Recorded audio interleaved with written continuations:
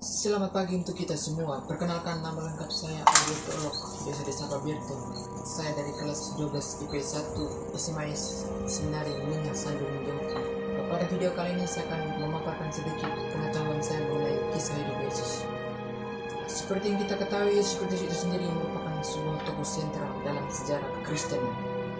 Menurut semua dominasi Kristen, Yesus dipandang sebagai Allah Putra yang hidup sekitar 2000 tahun yang lalu.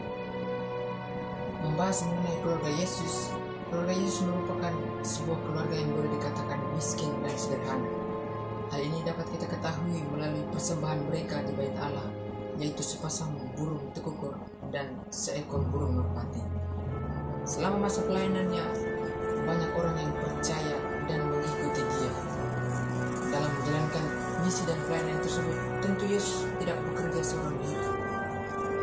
Untuk membantu menjalankan misi dan pelayanan tersebut, ia kemudian memanggil ke-12 rasul atau yang dikenal dengan 12 murid yang tercatat dalam Perjanjian Baru. Kelompok yang terdiri dari 12 rasul tersebut telah dipanggil dan ditabiskan menjadi rasul. Singkat cerita, kehidupan Yesus dan keluarganya pun akhirnya berakhir. Sampai dengan saat ini kita masih mengenal agama Katolik, terkhususnya tokoh sentral dalam sejarah kekristenan, yakni Tuhan Yesus itu sendiri. Semuanya itu tentunya tidak lain dan tidak bukan merupakan kerja keras dari para murid Yesus yang pernah dipanggil sebelumnya. Para murid Yesus yang dipanggil kemudian melanjutkan misi gurunya setelah Yesus naik ke surga.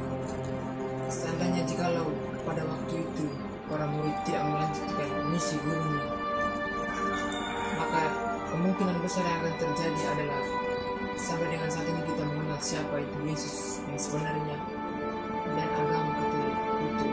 Yang berikut manfaat kisah hidup Yesus bagi saya.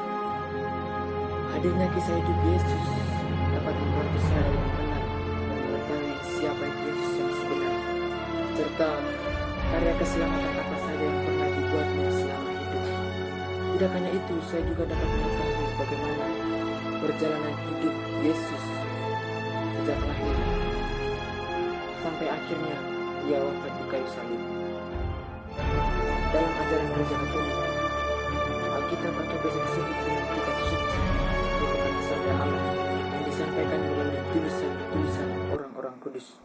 Dalam ajaran Gereja Katolik, Alkitab atau biasa dikenal dengan kitab suci merupakan sabda Allah yang disampaikan melalui tulisan-tulisan orang-orang kudus yang ditunjuk oleh Allah sendiri untuk menuliskan apa yang diinginkan Tuhan. Karenanya kita tahu betapa berharganya membaca firman Tuhan yang ditulis dalam Alkitab. Alkitab juga dapat membantu kita mengetahui kebenaran dan sejarah.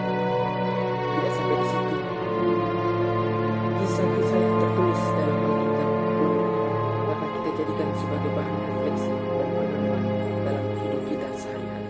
Oleh karena itu, saya mau mengajak semua umat Katolik, terkhususnya orang-orang muda Katolik, berdiskusikan dengan baik kami untuk selalu menempatkan diri dengan kitab suci, membaca kitab suci sekurang-kurangnya seminggu sekali.